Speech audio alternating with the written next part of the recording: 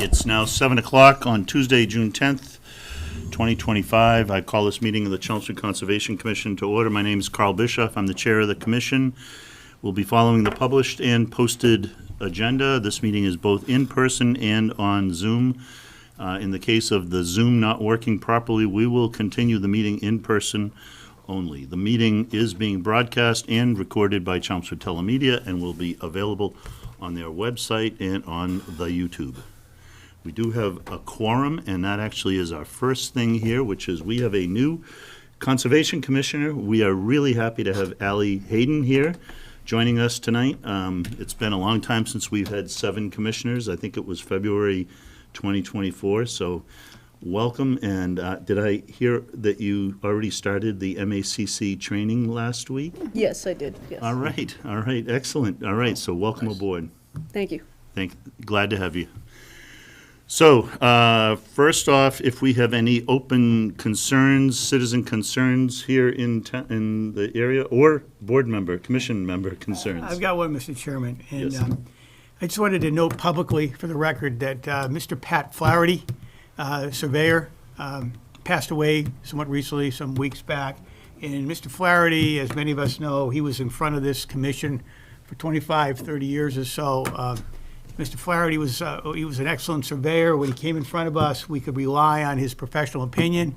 He was always forthright and honest and did a great job for his clients, but he met our needs. So I just wanted to call out Pat Flaherty, and may he rest in peace.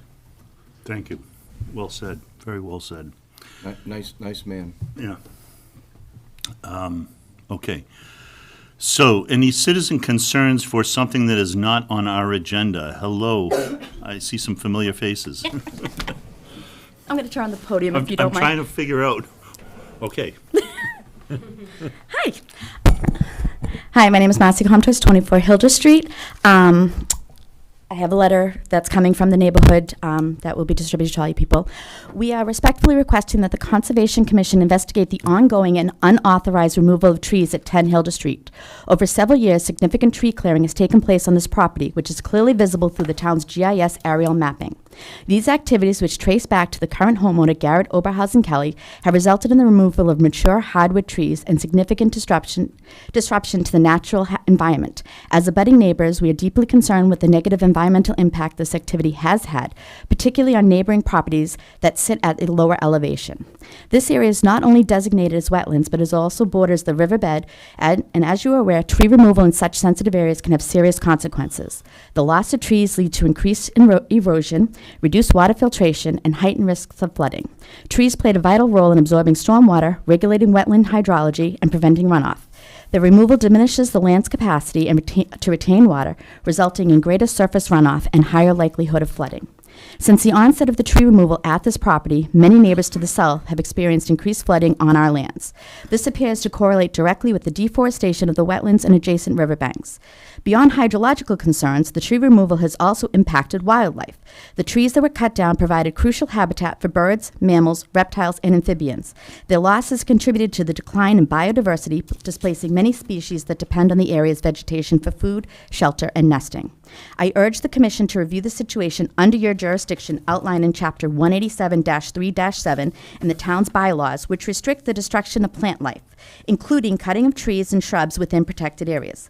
The parcel at 10 Hildreth Street falls within several environmental sensitive zones, including the 200-foot riverfront buffer zone, 100-foot buffer zone to 2 vernal pools, habitats of at least 2 known endangered turtle species, and habitat for rare salamanders and other wetland-dependent species.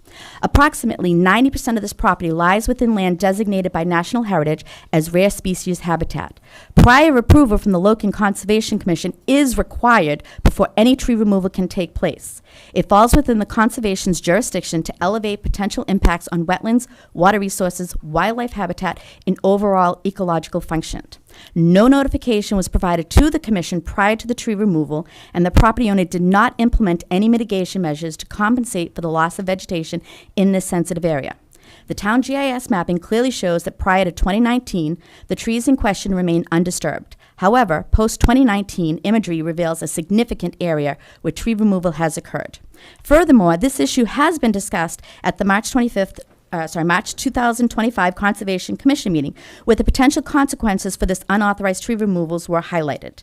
Given the ecological importance of this area and the potential violation of local bylaws, I respectfully urge the Commission to take appropriate enforcement action, including the assessment of any applicable fines or requirements to replant native hardwood trees to the areas where they were removed. Thank you for your time and attention to this matter. We kindly ask that you keep us informed as your investigation progresses, and we look forward to seeing how the Commission will work to safeguard the ongoing protection of our town's natural heritage areas. Thank you, the residents of Hilda Street. Thank you. Can I ask a clarifying question? Sure. Are you talking about recent cuttings or the ones that have happened? This has over been the years? cutting that we have been talking about with you guys for over 13 months, that in your list of conditions, there was nothing put in there to deal with the unauthorized removal of these trees from this habitat area. Okay, thank you. Hello, I'm Christy Wood, 16 Hildreth Street. Going along with what Marcy had just said, we are providing 3 maps in a packet that we're going to pass out, and one is in 2004. But then the other 2 are from 2019 and 2023. And with the help of one of my daughters who does this kind of stuff, we highlighted highlighted the 2019 and the 2023 to show the difference. So the highlighted area is the area indicating the tree loss. So if you will, I can pass these out to all of you. Hi, good. Oh, I'm sorry. Oh, no, You're not done.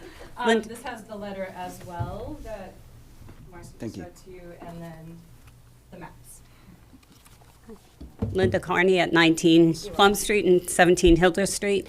And I just wanted to add as an addendum that we do have a letter prepared and are sending it out to Natural Heritage as well, because we feel that regardless of what happens at this property, that the homeowner who still currently owns that property should be held accountable for his actions that were against town bylaws and also Natural Heritage dictates. So we appreciate you taking this under advisement. Please keep us posted. Thank you.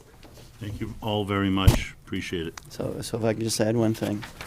So the order of conditions does require that the buffer zone be restored back to woodland. Now, that may not be all of the area of the property that's in the commission's jurisdiction. It probably doesn't include all the riverfront area or all of the bordering land subject to flooding, but the order of conditions does require that the buffer zone be restored. Thanks. Okay, thank you. Anyone else with a comment not related to anything on our agenda?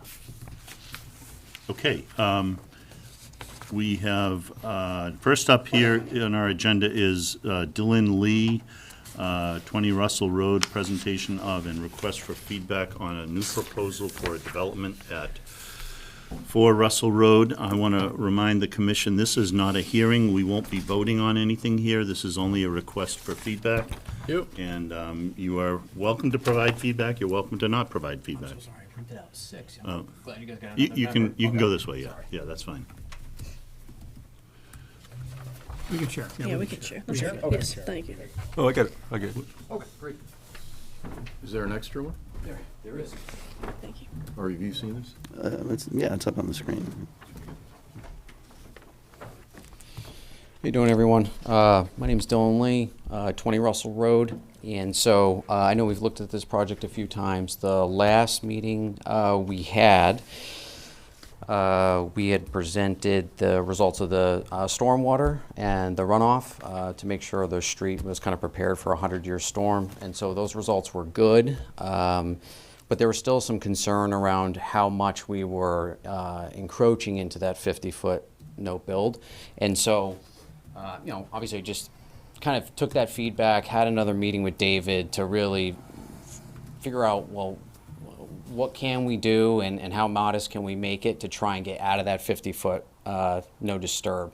And so, hopefully you still can hear me. But, and I'm sorry in advance that it's not a super clean site plan. I haven't been able to get a hold of my engineer for about 4 weeks, and so this is me doing my best here. So this right here was what we were originally proposing. This faded line right here is the 50-foot for the wetlands. This right here is the 50-foot for the lake.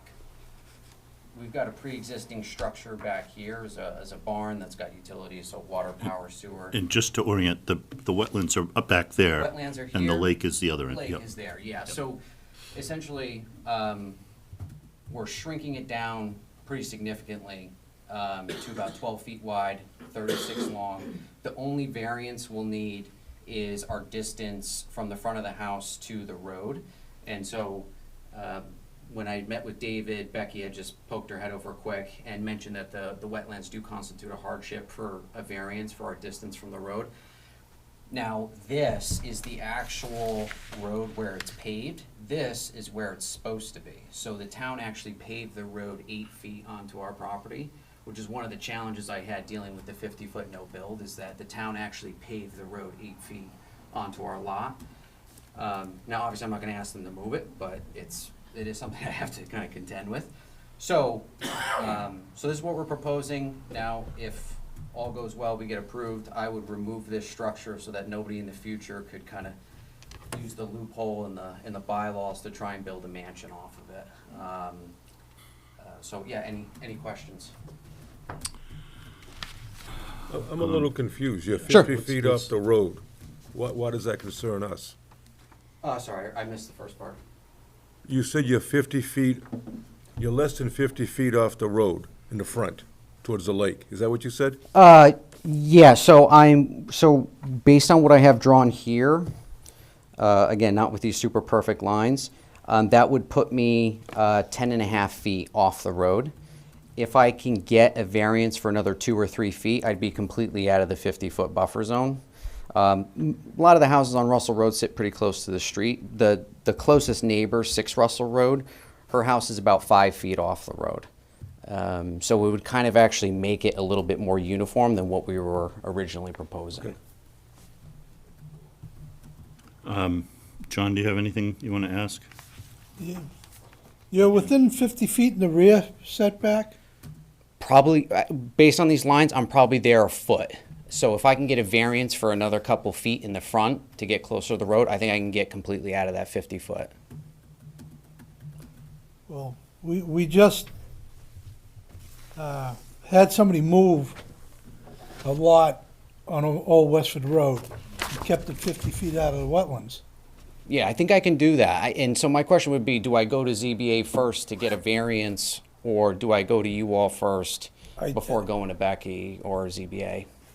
I think our feedback's gonna be, my opinion, if we made them do it 2 weeks ago, that you're gonna have to do it. That's my opinion. Sure. Okay, Bill, do you have anything you want to say? So the front of, so you're looking for something 12 by 36?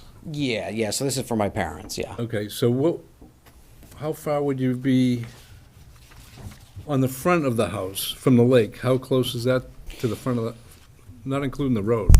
Forget the Yeah, road. so in terms of how much I'm going to be into the 50-foot no build for the lake, I'm going to be probably 12 feet. 12 feet on the front and a foot on the back? Yeah, but I think it can be 0 on the back and 13 on the front. And then from the road, do you have to go to the Board of Appeals for the setback from the road? Yeah, that's the variance I would need for my setback off the road, because right now the setback should be 20 feet. So if I came in around 8 or 9 feet, which is relatively characteristic of just the road, then I'd be out of that 50-foot no build. And again, I'm sorry I don't have super exact numbers. I'm not an engineer, Right. you know, but I know I can get there just with the building size we're doing. And so, yeah, I just wanted But you're to. still gonna need a waiver. Yeah, yep. On the lake side, but it sounded like from, the prior meetings, the concern was more the buffer zone towards the wetlands versus the lake, since I'm separated by a road with the lake. But, when I remove this, so this shed right now, from the back of this shed, the 25-foot no disturb is right here. So this shed, which has water line, sewer line, power, is completely, into the wetlands. So I'd remove this, put a split rail fence, plant some native trees, and then protect all of this, and make it look a lot nicer. That's it all I had, Gov. Okay. Chris, do you have any questions you want to ask? No, I mean, it's a tough site, as we know. Yeah. Site. Yeah. And I know we've had a pretty strong policy, bylaw about, keeping the building 50 feet away. Really rare to ever see a waiver on it. And my father said, my dad's a farmer, and he actually sits on the master planning board for New York State. So he's actually responsible for delineating all the farmland and protected land for New York State. And I'm the youngest of 5, but I'm the only one trying to figure out his retirement here. And he knows how to read plans, and he's like, "Well, you're in the 50-foot no disturb." I was like, "Yeah, I'll ask." So, yeah. Irony, a little irony there. Yeah, unfortunately. It was supposed to be a surprise, but, here we are. All right, Peter, do you have anything? Well, just a general observation, when you walk by this property, at least I'm struck by a couple of nice, lovely oak trees right on the shore. And then as you're facing the house that's there to the left are more lovely oak trees and also what I think are a bunch of tree of heavens trees. So let me keep going. Yep. So you think ahead 50 years, the problem with things like tree of heavens is they tend to displace natives. So immediately my first thought is there a way to do some sort of good ecological stuff? And you've already talked about native shrubs along wetlands and whatnot. What I would suggest you think about 2 things. One is the trees and a way to preserve the big ones. And I think this commission, if you did file formally, would like to kind of see what the tree plan is. Secondly, if the plan included getting rid of those big non-natives, of course, somebody smarter than me should make sure that they are, that's a benefit. And then on top of all that, the native shrub thing that you talked about for buffers, if your plan made those bigger, the buffers, and by that I mean not just in the back, but even think of critters walking through the property to the lake, because that is a pretty significant wetland behind you. And critters, access the lake, and then of course, as you know, that lake's connected to the whole Merrimack Oh, yeah. River. And, it's like ecologically more significant than you might think. So that's my only comment is I think, and again, without looking at where the trees are and without looking at what you're trying to do, it just strikes me there's an opportunity to make the project ecologically good. And then again, I don't know about our regs. We got the regs we got to follow, but, as far as how this commission feels, if there's something really good being done, I'm not saying you'd get a waiver or anything, but Yeah. just think about that when you move forward. My brother happens to be an arborist. Yeah, it's kind of, I'm like the only person in my family that doesn't do like all this stuff. But my brother's an arborist. I didn't even know there was really any non-native trees there, to be honest. Well, I could be wrong, but I think, Yeah, so there might But be. think about So- this ecological benefit, and you're already on the right track. As I said, with the buffer that you mentioned, make the buffer in the back bigger. Figure out, I don't know if you have room, make buffers on the side good. Yeah, Uh, absolutely. And do something with and if those are, invasive trees, if we get rid of those, of course, there's probably others in the town, of course, but, Yeah, just for a sure. thought. No, I And appreciate save the those, feedback. those oaks are like top of the pyramid in habitat value of all trees, if you study them. So Yeah, I see believe what you. can do for those. And that's why, part of the thing, my idea here is, there's no tree removal, there's no anything with building, because I'm only building where there's open grass, So that flat does land. fit that open grass Oh, area. yeah, there's not gonna be a single Interesting. tree touched, yeah. And the house is gonna be up on helical pylons, so it'll still have that pass-through effect. The original house was gonna be lifted off 9 feet off the ground for the parking underneath, but since I've had to narrow it, that I'll have to do the parking to the side, but I'll still get the house off the ground a couple feet, and so it's still passed through. But I can put a landscaping plan together for, I mean, think about it. Our regs that. encourage it. I don't know if it requires it per se. for sure. Defer to David, but Okay. it certainly would be good. Ally, do you have anything you want to ask? No, sir. Okay, all right. David, do you have anything you want to? Sure. So just want to go over some of the other mitigation that we discussed, Dylan. So number one, you'd be removing the existing shed. Yep. And I think in the prior meeting that you said you'd have a legally binding agreement with the town where you'd permanently maintain the drainage on Russell Road. You're still willing to Yep. do that. I think you said you're also still willing to do a conservation restriction, a formal conservation restriction on the remainder of the property. Yep. What about, you've described the portion of the property that's in back of your residence at 20 Russell Road. You've described that as a quote-unquote stump farm. Would you be willing to come up with a tree restoration plan for that area?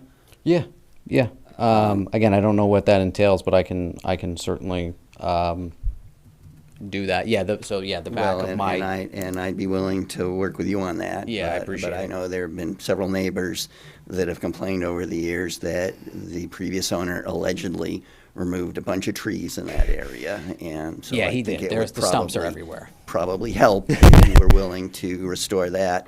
The other thing is, you've described this current lot up near Groton Road as a dump. People dump their trash, and people use it as a latrine for their dogs, and you seem confident that Yeah. that would stop. Well, yeah, my this out father's a ex-special operations guy, so if he's living there, there won't be that problem anymore. But yeah, just for context, because I know we're going to talk about the lake and phosphorus getting into the lake is one thing. And I don't blame people because it's not. I don't have signs up all over there that it's private property, so they kind of just see it as an open space. And when people walk by with their dogs, winter, spring, fall, they go to the bathroom there. And then when I go to mow, it is a disaster. And then I've had to go to the hospital because, people fish there illegally, and then they just, they'll cut their line. I've gotten fishing lures in my calf. Teenagers that throw vapes that burn out, and I catch them in my mower and they explode. I've kicked off 3 drug dealers, and I was a cage fighter for 10 years. I don't like having these confrontations and asking people to leave my property, So it's because they put a cop at Varney Park now to prevent all that, but now they see this like open lot that's nobody's there, and. My neighbors don't deserve to deal with that, and certainly, me or my wife, asking somebody politely to leave and then they threaten her. It's, because that'll end really bad. Can Go ahead, Peter. I'll make it quick.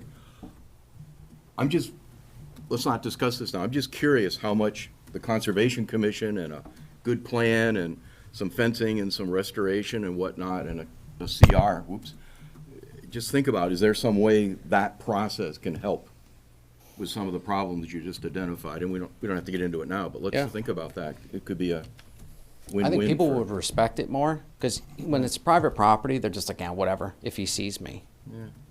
But if there's a conservation restriction, because, one of my neighbors has been dumping their pool into the wetlands for 20 years. And nobody did anything about it until I caught him. He's like, oh, well, it's good for the mosquitoes. Like, these are the things that, owner before me, cutting down hundreds of trees. I see the stumps everywhere, And so I've been trying to do my best with the situation I've been handed, to just really make this what it should be. I got a question. Yeah, Bill? Dylan, is that, like, you planning on some kind of modular?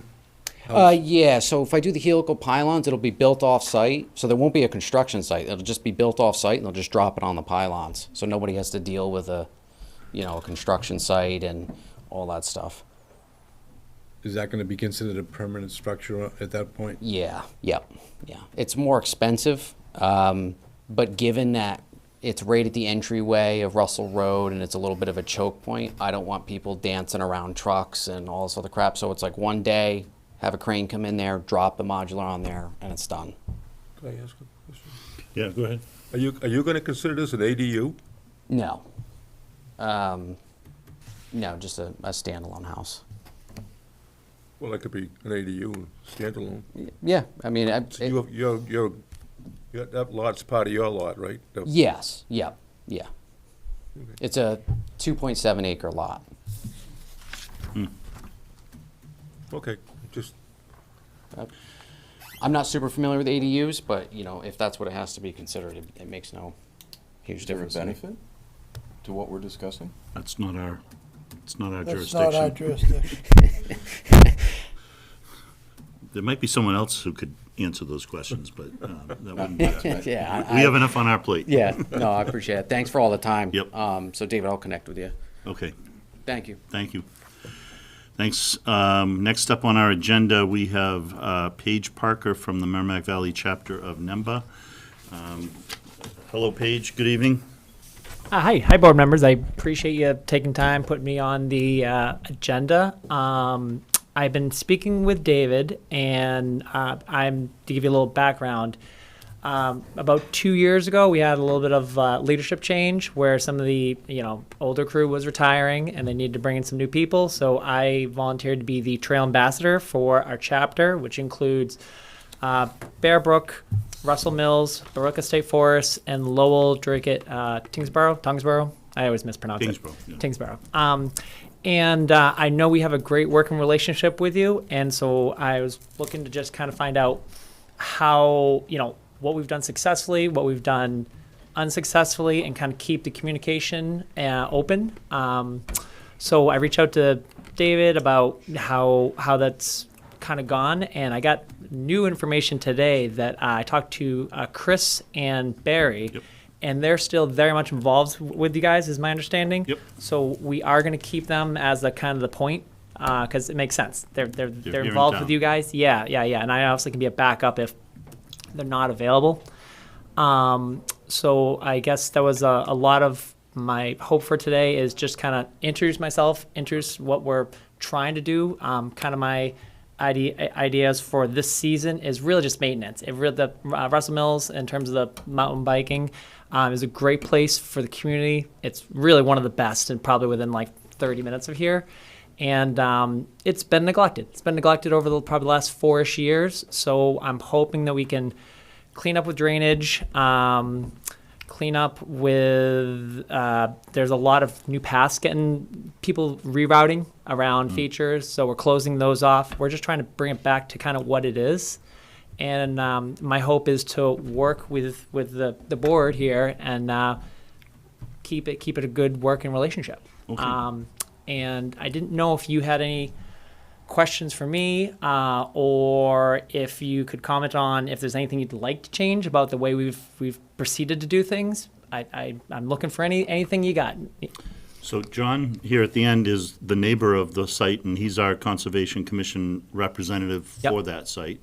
He lives just around the corner, and I know both Chris and Barry. I've walked the site with them before, and the site, they take great care of. The group's always done, been very Try to. responsive. We take pride in what we do. Yep, We yep, think it's a yep. benefit. We benefit to everyone. In fact, last year or the year before, they worked to re-roof the shed in the front part of I the site. heard something about Yep, that today, yep, and I was really like, well, that's what it kind of works, great. Yeah, it was like, great. Worked out really well. We appreciate that. I don't know if anybody else has any comments. I think just the continued communication that we've had in the past is the main thing. Yep. Let us know what you plan on doing, Yep. and we'll work with you. Anyone else? Peter? Chris? Yeah, just echoing Bill's comment. I mean, it's, the communication is always so important, and just kind of keep us aware of activities or what's going on beforehand, so we know what's going on. Our agents, he's available every day. And, we just keep working together, and should be good. I would ask one thing, if you could just, we've got this audience here tonight, we've got that big TV audience that's out there. Maybe if you could just take 1 minute and kind of tell the world about NEMBA and the activities. 'cause yeah. It's got a really great Very reputation. good point. Yeah, so NEMBA, New England Mountain Bike Association. We have chapters all over, all over the state, and we're generally broken up to like regions. So the Merrimack Valley chapter covers the parks that I kind of mentioned, the 4 parks there. And, every chapter kind of has a different approach, but the general ideology is that we're trying to work with landowners and other advocacy groups for each park, and make it a better place for everyone. We obviously kind of focus on mountain bike because that's our passion, but a lot of the times we're doing build bridges that mostly is used for hikers. I know we are working with adaptive sports where we're trying to make it so more people can use the land, and that's obviously different with each organization, each land owner. And that's a lot of what we trying to do, you know. And the more support we have from the community, it makes our job a lot easier, because there's, you know, we have a great working relationship with you. You guys give us a lot of freedom, which we appreciate, and I know that's not standard everywhere. So we really appreciate that. You mentioned adaptive. There are some emails going back and forth between a guy named Dave Sperry, who's here in town. He was on our Open Space and Rec Plan Committee, and he is like our resident expert on accessibility trails. Yeah. And he is trading, I'm on the email string with Chris and Barry about doing something at Russell Mill. We don't know what. That's but doing great, something you to know? improve the accessibility there. So just so you're aware that there is some discussions about that. It's good to And, hear. So we'll be looking at doing something there. Yeah, and for anyone that's like not aware of what that means, essentially what that means is like when we're building a trail, we're trying to make it wider, flatter, so that, you know, either wheelchairs or electric mountain bikes that are usually more of a trike setup can use these trails and also enjoy them, because normal mountain bike trails are too skinny for the vehicles, and you know, we want more people in the sport. Yeah, that site's also, it's known for being a multi-use site in that there's a lot of mountain bikers there, but there are a lot of people that just go to walk there. Oh, you see You them know, all the just time. walk I mean, it's all a the beautiful time. area by the But pond there it and the river. generally doesn't cause any issues. Everything I hear and see is that it you know, they coexist quite well. Yeah, I haven't heard of any issues with it, and I think that's, you know, a testament to how it's done and trails built correctly, because I have been in other states where there's a lot of contention between generally hikers and mountain bikers, and you know, it doesn't take that many bad apples to give a bad name, but a lot of good trail design can lead to non-confrontational points. Right. Yeah. Okay. Great, thank you so much. Thanks for coming in, Paige. Appreciate your it. time. All right, now we're up for the report from the Planning Board Liaison to the Conservation Commission. Hello, Chris. Good evening. Good evening. So last meeting was not quite as long as your last meeting. We discussed, well, we had on the agenda Old Westford Road A&R, but that was continued last meeting, and it will be continued likely again this week. We finalized the Kate's Corner zoning draft and got it ready for a public hearing that we're probably going to be having this summer in preparation for Fall Town Meeting. We discussed the strategic plan, specifically the managed growth strategy. We're going to continue that discussion this week, and likely the planning board will be leading that task force that we'll be putting together. We started talking about Fall Town Meeting articles. There's a massage services zoning that needs to get clarified, and a few others. We are applying for a state planning grant for the managed growth strategy for the strategic plan. And then Joel gave us an update on the 270 Billerica Road ramp plan compliance issues. Essentially, there have been a couple observations made where the contaminated soil that is supposed to be covered until it's tested has been uncovered because of wind or carelessness. So Beta's been keeping an eye on that. They have been making sure that it does get covered during all of their inspections. They even did a surprise inspection. At one point, they did approach the developer and said it needs to be covered. And the developer said, well, it's in the process of being tested, so it's likely going to be considered clean. Beta did push back and said, well, until the results are back, it needs to be covered.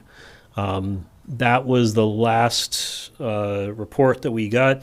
I don't know if David has any others, but based on what we've heard, Beta's been really keeping up on that, so it's been good. Well, and for what it's worth, Mr. Rue, who's the applicant's LSP, claims that he's been getting on the contractor's case as well to keep it covered. Good. I'm glad to hear that. And I don't know if they've gotten the test results back. Okay. This week, as I mentioned, we'll probably be continuing the Old Westford Road A&R. we've got a new public hearing on 300 Billerica Road. It's not going to be the Beehive facility that we were anticipating it might be. There's a recovery center coming before us for that one. We're continuing our CBLT, CB Light zoning discussion. In addition to Kate's Corner, we're looking at potentially putting that in the area of the landing at Chelmsford Mills, where Dance New England is, that area. And then we're going to start talking about fall town meeting dates and deadlines. And we'll have quite a few zoning articles at town meeting this year. Any questions for Chris? Okay, appreciate it. Okay, Thanks. thanks. Thanks for the update on 270. That was good to hear.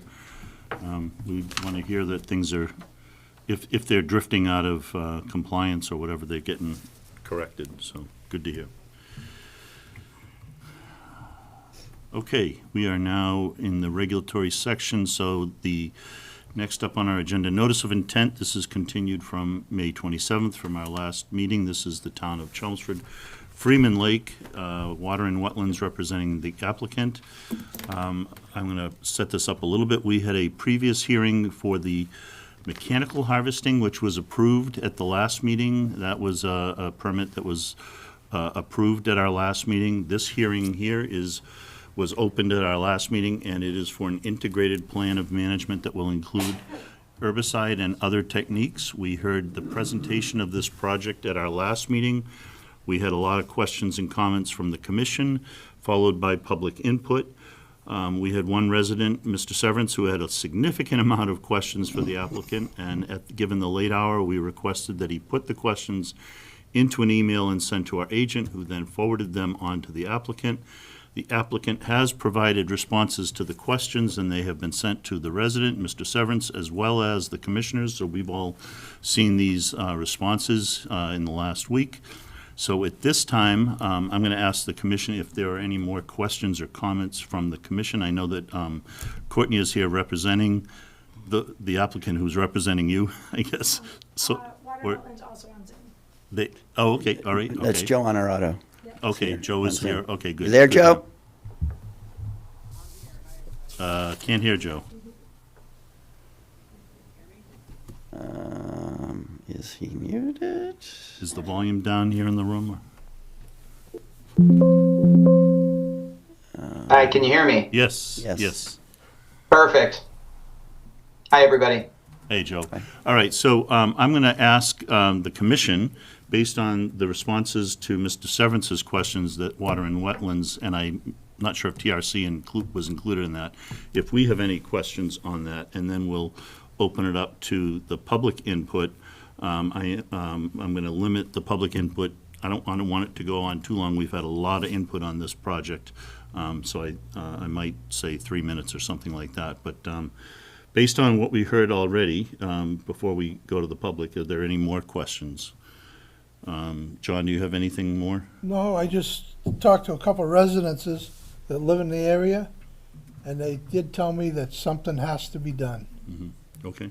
And they didn't know whether they liked the chemicals or the mechanical harvester. So Okay. they were, Yeah, you it's know, not easy. It's Yeah. not easy. Yeah. It's not easy, but North Chelmsford Water's all set, right? That's 100% signed off on? Yep. Okay. Sure. Courtney, why don't you Yeah. get right But up? other than that, people did come to me and say, hey, something's got to be done. It's pretty bad out in the middle. Yep. Yeah. Okay. So our goal, Courtney Thompson from. Courtney Thompson, I'm the stormwater engineer Thank you. for the town of Chelmsford, sorry.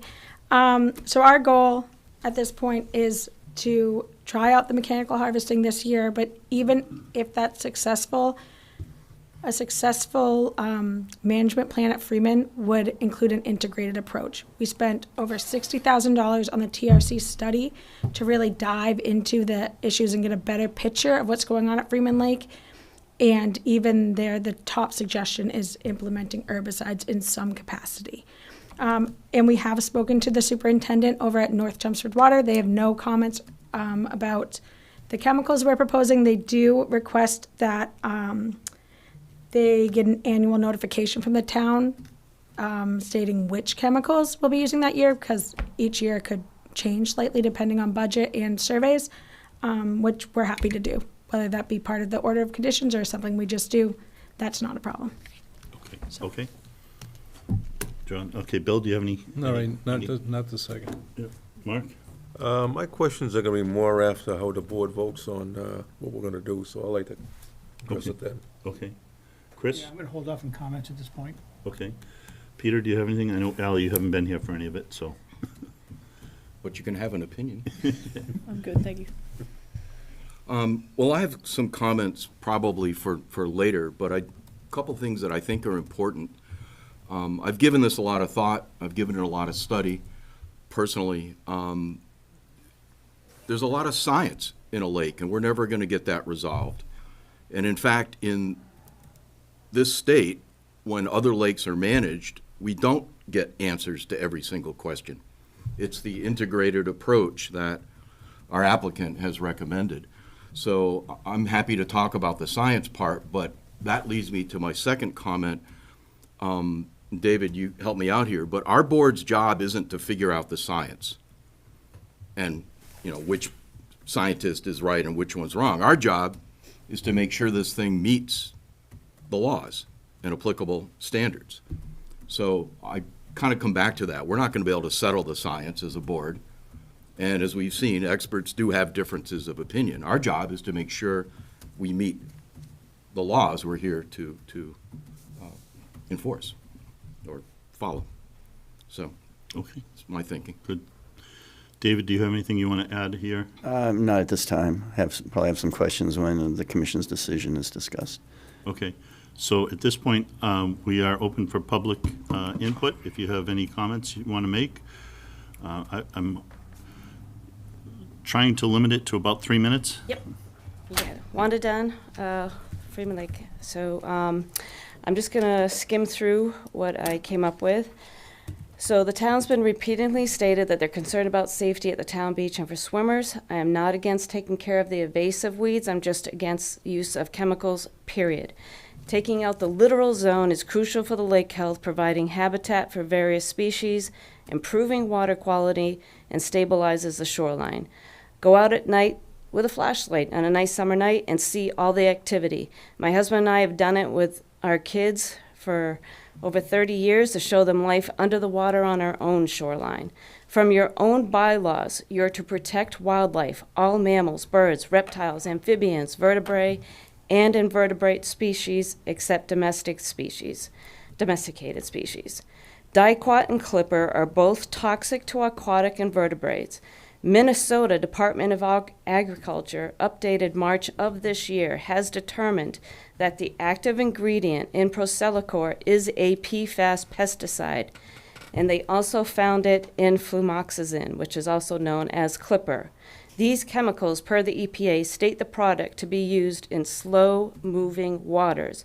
Do not apply to water that is moving. Per TRC, Freeman Lake is a frequently flushed water body. For Dicot, EPA states, livestock domestic animals need to wait 1 day after application for consumption of water. How does this apply for our wildlife? Largemouth bass fry were affected by use of Dicot cited by Washington State in 1992. You're also supposed to protect the habitat. Since Freeman Lake has been stable for 30 plus years, how can you pass an NOI with chemicals proposing a multi-year management program for 5 years that they presented for the lake that's in a natural state into a non-natural state, which will exist only with ongoing chemical treatments? If I understand your bylaw, chapter 187, number 8, you're changing the temperature, biochemical, oxygen demand, or other physical, biological, or chemical characteristics of any water by accepting chemical use for the rest of the existence of Freeman Lake and going against your own bylaw. This is an ecological project, not an enhanced project. The eco-harvester can take care of the invasive weeds, give it time to do its job. Treat the symptom, the phosphorus loading from Stony Brook, Route 40, etc. For shoreline erosion, plant buffer zone areas with plants along conservation lands that you own along the lake. Hire a summertime employee, like a high school kid, which was done in the past for the town beach, to rake the weeds that flowed in and rake up goose droppings. There wasn't a weed issue when this was implemented in the past. If Water and Wetlands going to map the weeds and be on our lake, no motorboat should be allowed due to fragmentation. You're breaking your own town bylaw 174.3. Instead of chemicals, Water and Wetlands can implement helping with shoreline erosion on conservation land by planting the lake plants for shorelines as stated on their own website. In the world of going green and being eco-friendly, wouldn't it be great for our lake to be able to say that we have a lake that's managed without chemicals, that it's pure, with no long-term effects to the invertebrates, all the way up to our bald eagles on our lake? Because after all, who speaks for them? We as humans need to do the right thing for them, not the quick fix because it's easy. And to have a pure lake for the whole food web up to our otters, our ospreys, swallows, and great horned owls and bald eagles, it's worth it to me. Thank you.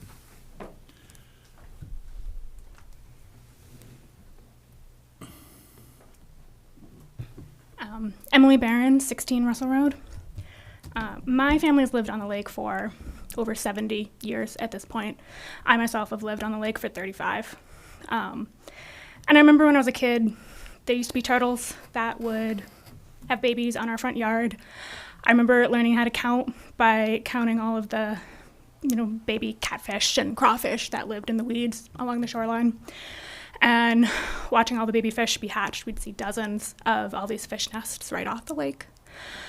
And over the better part of the last decade, the lake's been choking. She is dying. We have maybe 1 or 2 fish nests.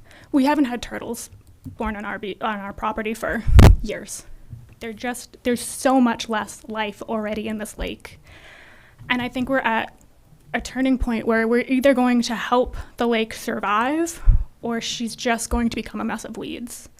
And I don't think the harvesting is enough. We need this integrated approach to allow the lake to actually flourish and be back to what it was 10, 15 years ago, because she's dying now.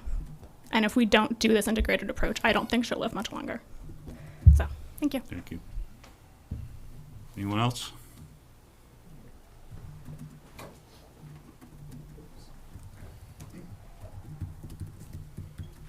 Peter Severance, 48 Middlesex Street. So, as usual, I have way too much to say. I did send you a slide deck. That'll just be part of the record. I'm not going to go through all of that. The problem, Freeman Lake is at serious risk of eutrophication. It's not quite there. TRC has a chart that shows what the phosphorus budget is. Water and Wetlands is saying that the whole foundation for their ecological restoration is to control non-native aquatic plants, to control eutrophication. The plants don't have anything to do with eutrophication. It is the phosphorus that's coming in from Stony Brook. The charts in the slide deck will show you pretty plainly that the water coming in from Stony Brook is very high in phosphorus, and water quality parameters overall are really poor. But when you look at the water quality, same water quality parameters side by side with Stony Brook, you'll see that the aquatic macrophytes, specifically the epiphytes that grow on this habitat structure provided by the plants, are sucking up all the nutrients. They're taking up all the dissolved organic matter, which is reducing partially reducing the clarity of the water. And nitrates are seriously reduced. I'm not even sure I understand why that is. That's due to the aquatic macrophytes hosting the epiphytic biofilms, which are taking all of the nutrients out of the water. If you get rid of those aquatic plants, this treatment is going to reduce the aquatic plant, the macrophytes in the lake, all of them, 30% or so, or more. At that point in time, the phytoplankton is going to have the competitive advantage, and this is throughout the literature, you will be reaching, and it's in the TRC report also, you'll be reaching a tipping point where the phytoplankton will start to bloom. It's going to reduce the amount of light making its way down to the plants. They will die, the epiphytes on them die, and that may not be a reversible process, okay? And TRC says that in their report on the phosphorus budget, okay? So there's a lot more to say about all of this, but I know you want to be brief, so I will be brief. You have the slide deck, so it's on the record. I would say table this for a year. What's the rush? Okay, let's talk about this some more, and see what the eco-harvester does. I will be marshaling volunteers to get out, and I found water chestnut in the lake when I did a drone flyover, so we'll go out and start to grab that stuff. The key thing is to do a rapid response on the gate that's controlling the diversion up off of Stony Brook, off of Wilson Lane, and just take that thing, crank the gate down, and put a fragment barrier over leave it open some, but put a fragment barrier over it to stop the fragments. Sedimentation coming in from Stony Brook also is significant. That is going to be eutrophying the lake too, because all those sediments are carrying phosphorus. So I urge you not to do anything with this. Wait, just let the see what happens with the eco-harvester and work on getting the Stony Brook flows controlled. And let me just look at my notes to see if there's anything else here. That's it. Okay, thank you. Courtney, one more person, or two more people.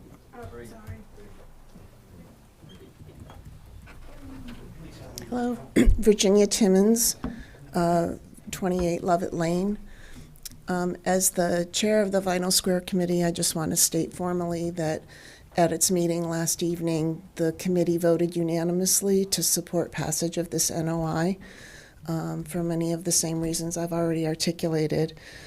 As myself, I just want to say that I think at the end of the day, everybody here wants the same long-term solutions. And, town meeting gave us $65,000, and we've spent 60 plus of that on one consultant. And some of these longer-term solutions are going to cost money. And as was stated in the last meeting, it's going to have to go back to town meeting, whether it's operational budget or CPC funds. And not from the standpoint of a threat, but I just feel that it's realistic to consider that if we're going to be going back to town meeting asking for money for some of these longer-term solutions, there may be an expectation, or we might want to show that we're making some sound incremental progress toward that, and keeping the lake healthy so that we do have more time before it becomes a catastrophe to implement some of the longer-term solutions where we're going to need more money. Thank you. Thank you.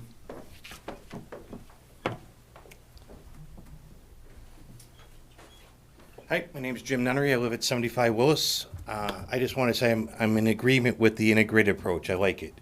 I did have a question about the chemical treatment. When he was speaking, he was talking about very small doses. He's going to dose it in. And then I wasn't sure, I didn't really hear much about the monitoring after that. And how long would it be before the next dosing would take effect, right? So you're going to dose a little bit, monitor it. He said you're going to maintain a certain ppm level or ppb level. And then he would dose again? Is he still on? Yeah, I can speak to that. So how you doing? Joe Honorato, Water and Wetlands.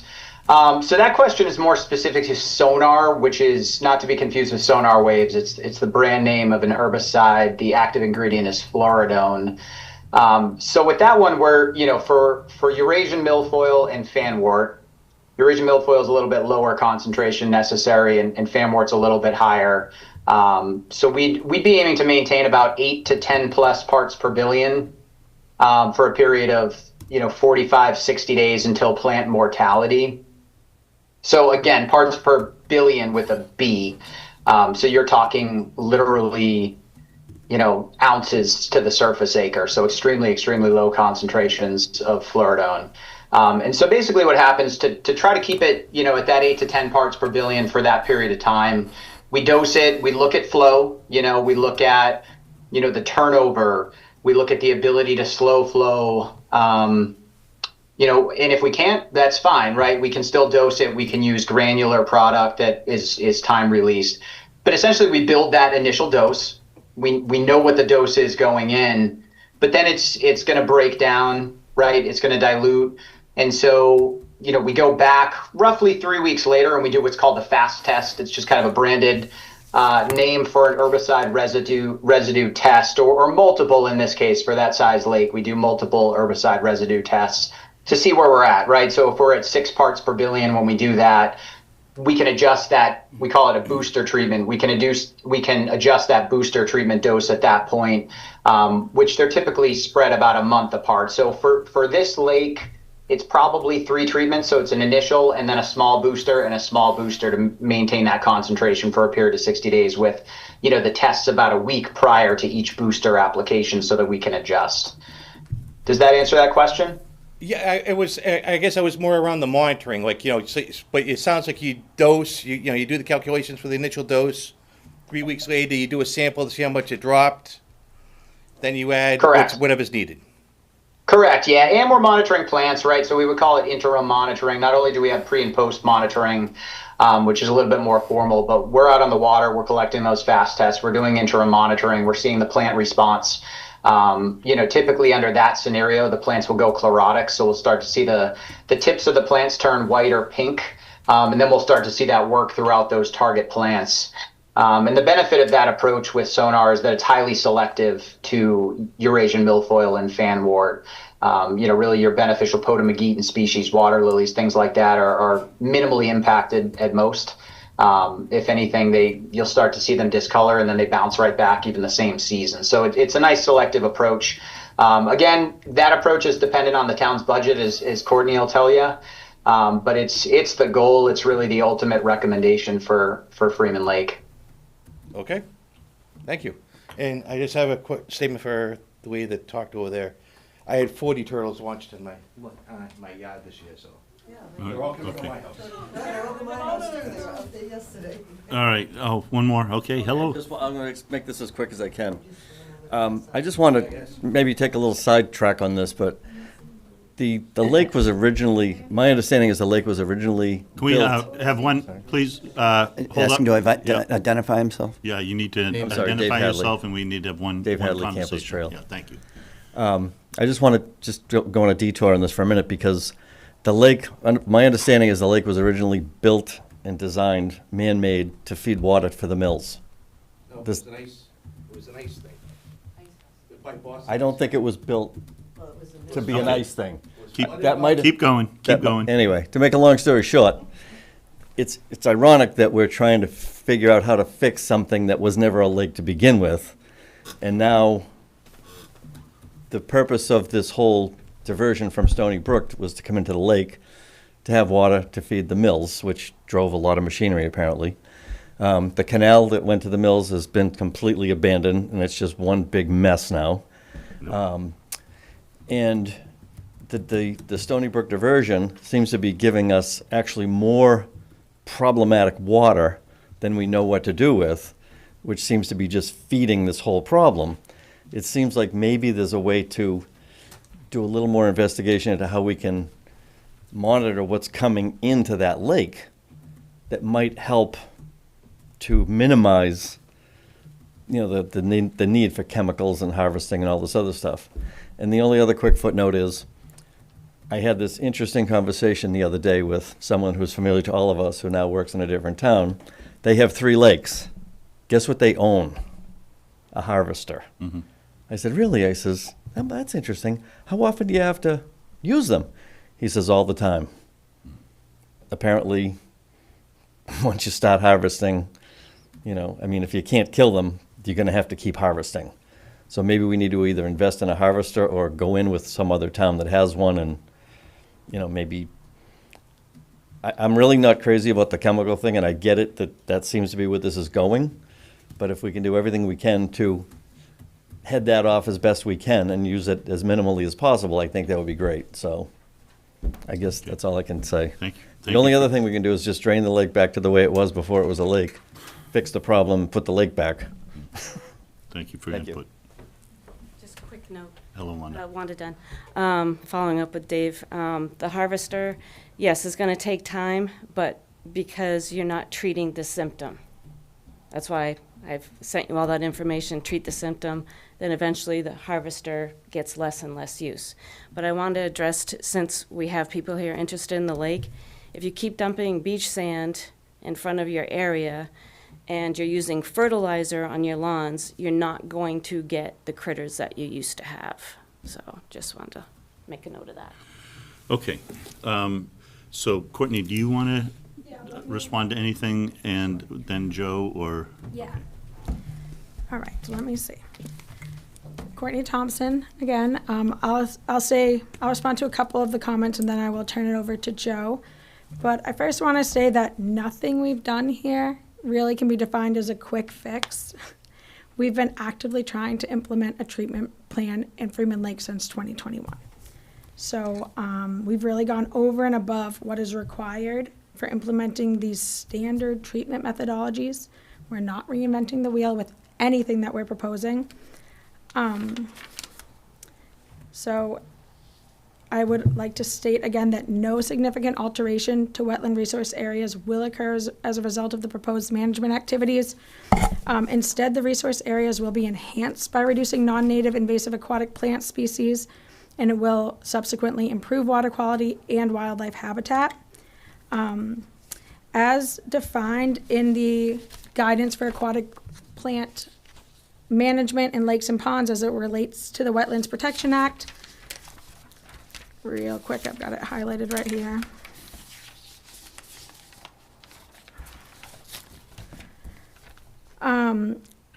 In section 1, part B, it talks about the applicants proposing a limited project under 310 CMR 10.534.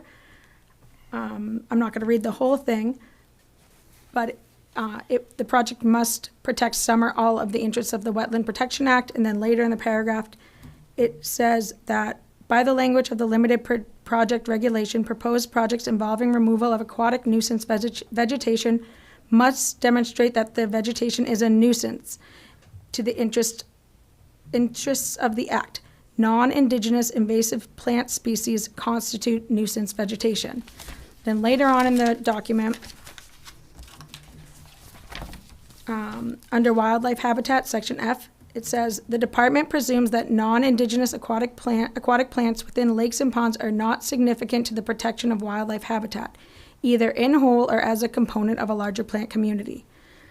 As such, the control or elimination of non-indigenous aquatic hydrophytes within lakes or ponds will not exceed any threshold established at 310 CMR or 310 CMR 10.564A or 310 CMR 10.60, providing that the work is designed and carried out using the best practical measures, which we have certainly put a lot of thoughtful research into proposing and planning this plan. Also, the DEP has reviewed this NOI and had no comments. The proposed management plan for Freeman Lake meets all local, state, and federal requirements. So I will let Joe touch on more of the specifics, but it's definitely an integrated approach that we've spent $60,000, over $60,000 on the TRC study as a request by residents when we first brought a similar plan in front of the board. We've spent this money on the study to better understand the lake, to develop a thoughtful, researched plan, and that's what this is. It's never not involved herbicides to some extent. Okay. So I'll let Joe dive into the specifics of that. Thank you, Courtney. Joe, do you want to respond to some of what you heard in the questions from the commission and from the residents? Yeah, sure. So, I think one, Courtney said it really well, right? Everything meets the act, and Commissioner Peter, mentioned, right, we're not here to decide what's right or wrong, or what you like or don't like, or what anybody likes or don't likes. It's really what's legal under the Wetlands Protection Act and what's allowable. And of course, this meets the act to a T.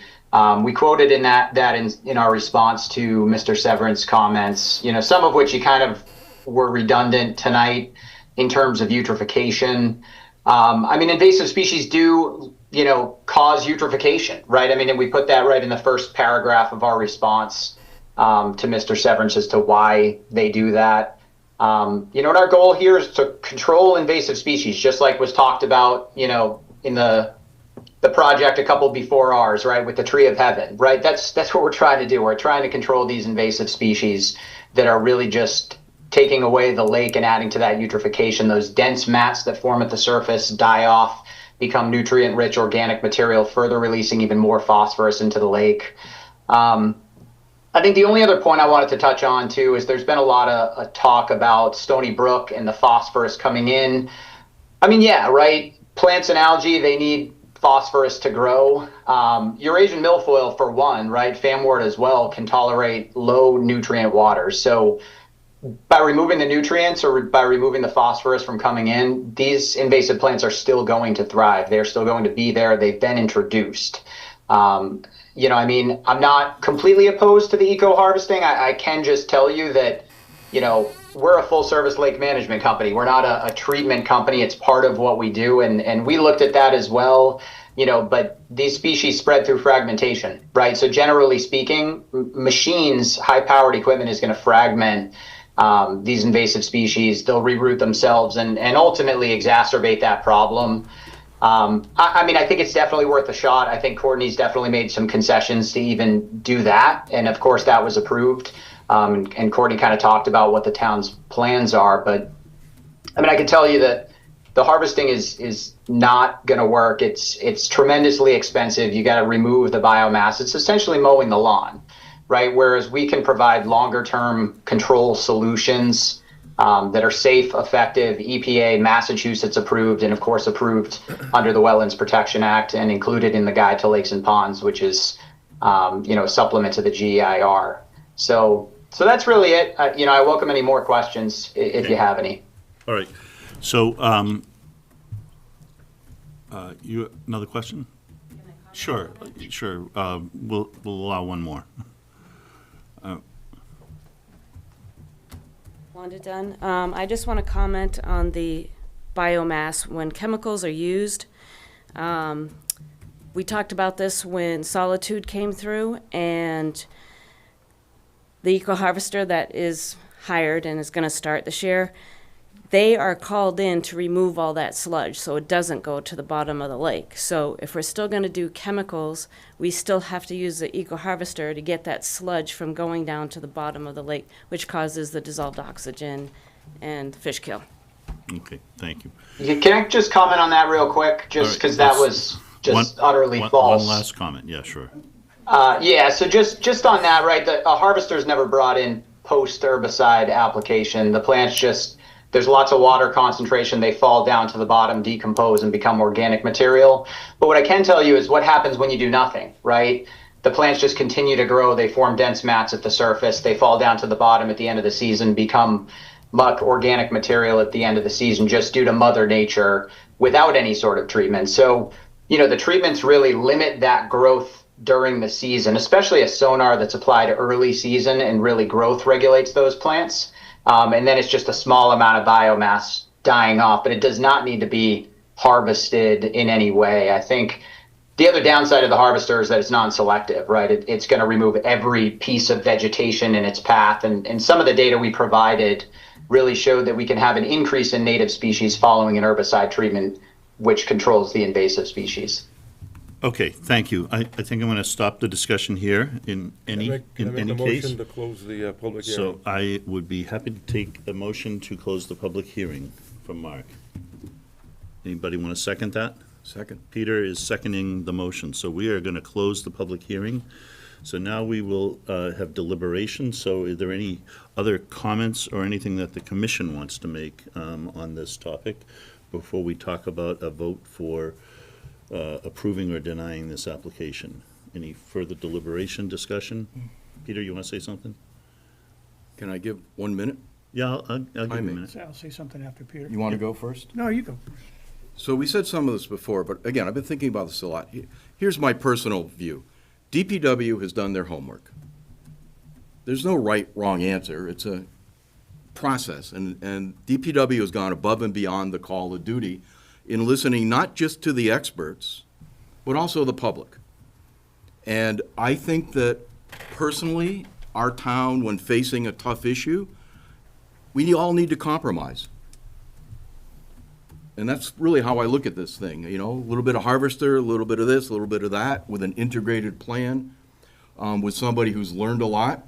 Courtney, I've watched you in the last 2 years take your environmental engineering training and learn even more, and I think that's important. We have people at DPW paying attention to this. I already said our job is to determine if this thing meets all the rules. When I met with Courtney and Joe a long time ago, I think some of the public was there. That's my point, and I think they did demonstrate that they meet the applicable rules. It's not our job to decide the science, and we're not going to be able to do that. We need somebody that has expertise working on that. Finally, I just want to say a couple quick things. The town has done far more environmental impact assessment, like 10 times more than any other project that's come before my tenure in 3 years on this board. I think that's great, but at some point, you can't study things to death. Furthermore, I've learned from the state lake expert that our kind of plan is what is being done out there. Yeah, sure, some lakes just harvest, some lakes just do chemicals, but in general, our plan is consistent with the experts that we have met with. So finally, I just want to say, it's a little more complicated. There's a lot of talk in town about controlling invasives. When you study it deeply, you have to use chemicals, whether it's land or water, because there's just too much of it out there, or don't do anything. And I think this lake is dying. I just want to say this. I studied this 40 years ago. It's no different. The fate of all lakes over time is to fill in and eutrophy and turn into a swamp. And when you develop the land around it, when you cut down all the shrubs in front of your house at your property, which, you know, I understand that, when you have Stony Brook draining all kinds of stuff and whatnot, you accelerate that natural process of weed growing. And this idea that somebody said the lake is dying, I mean, that's what happens to lakes. It's not just this one, it's all lakes. And this this invasive thing accelerates that process. So just what I think. And then finally, I also did a deep dive. I don't think we want to debate this, but it's my opinion that one of our primary missions is to support habitat. And I think that careful, integrated management, on balance, getting rid of some of the invasives, on balance, that's better for the habitat, and I would hope that we study that. And because I think that's really one of our main missions. So sorry for the speech. Thank you, Peter. Chris, you wanted to say something. No, I mean, I think we've had a good public hearing. I appreciate the input that we've had for this and the process. I think it's good. And I understand the concerns that people have, right? And at the end of the day, we all want the same thing. We want a healthy lake. We want a lake that we all enjoy, from swimming, fishing, you know, the recreational activities on the lake. So we all want that. And I'm glad that we're going to try the Echo Harvester first and see what that does. Why not, you know? I think everybody says that's good to try that. As far as the, personally for me, the herbicides, I mean, I think, you know, we've got DEP reviewing the dosage plans. We've got the EPA reviewing the different chemicals. So, I mean, to my mind, if this is done properly and consistent with the EPA, US EPA standards and the Massachusetts DEP standards, that given a very, very minute dosage per parts of billions in a very controlled, you know, manner, that this is, that when you balance the risk versus the benefits, I think it's probably for the better. But I understand that not everybody's going to agree with that opinion, but that's just my personal thoughts. Okay. Anyone else want to add? I just had a quick one on the, on if the lake does get treated, is there gonna be a long-term operational management plan that we're gonna be able to, for years out, to follow? That is part, as I understand, it's part of the I think it's a 5-year NOI, and so that's embedded in that process, I believe. So Okay. I think the answer is yes. That's the way I understood it.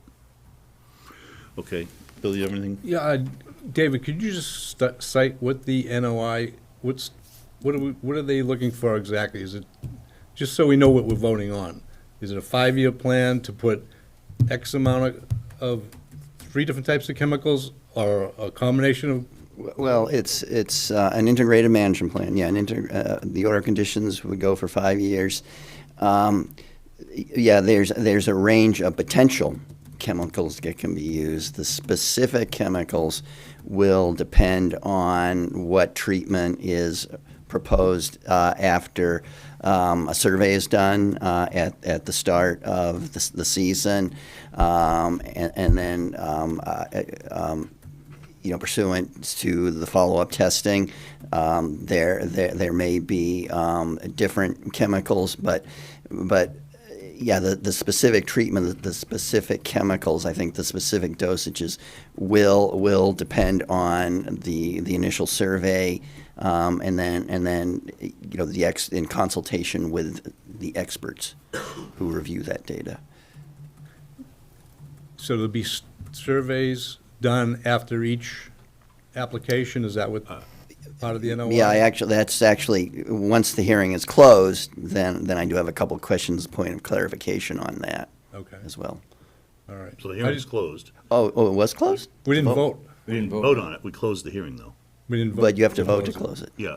We had a So we vote and then we didn't- discuss? We didn't vote. No, we didn't vote. Right. We didn't vote on the application. No, We on voted to- closing the hearing, we didn't vote. Right. We didn't vote to close Well, the let's see, hearing. I seconded it. What happened after that? We had a second, then we We didn't got a vote. second. Oh, Then this has been discussion on the motion, Right. so you haven't We voted to need to close the hearing. yet. all right. Yeah. Okay. Why didn't we close the hearing? We didn't vote on it. Some comments that came in on the Okay. motion to close. We can have the, okay. Want me to do it again? All right, so we have a motion from Mark, we had a second from Peter. So all in favor of closing Aye. the hearing? Closing. Aye. Aye. Aye, okay. And we had, I thought we had done that, and then we were deliberating after that. We got ahead of ourselves. We got a little ahead of ourselves, okay, my fault. And so your questions, you were gonna comment on the order of conditions Right. that would be part of this, and that was based on Bill's starting the question about, what's the 5-year, what's the envelope of the approach? So administratively, the correct way to do this, someone has to make a motion to either issue an order of conditions or issue a denial, and then there's discussion on that motion. Okay, all right, so I'll take a motion as David just discussed. I make a motion that we issue an order of conditions. Okay, motion from Chris, do I have a second? Second. Second from Peter. All right, so we should have a discussion now. Discussion on the motion. On the motion and the order of conditions for that motion. Okay, so Joe, are you there? Yes. So just a couple of questions that I have at this point. Actually, the first one is a point of clarification. So I just want to, again, make sure that we all have a really good understanding of how the sequence of events works for the herbicides. So you'll do an initial survey at the start of the season.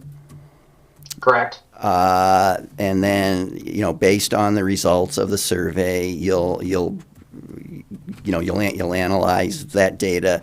Then you'll determine a course of treatment of the areas of the lake that will be treated, that the specific chemicals that will be used at that time.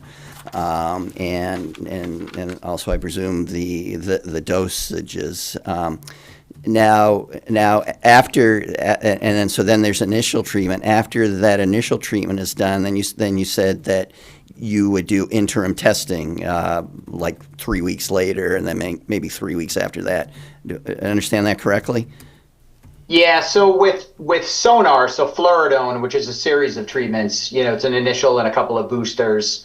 That one involves that herbicide residue testing. Any sort of contact herbicide like a clipper, a diquat, even a Percellacor is in and out of the water so rapidly that there's typically not testing after that. But everything is preceded by a survey. We also do a post-treatment survey. We'll get the commission a year-end report. I think so definitely require that.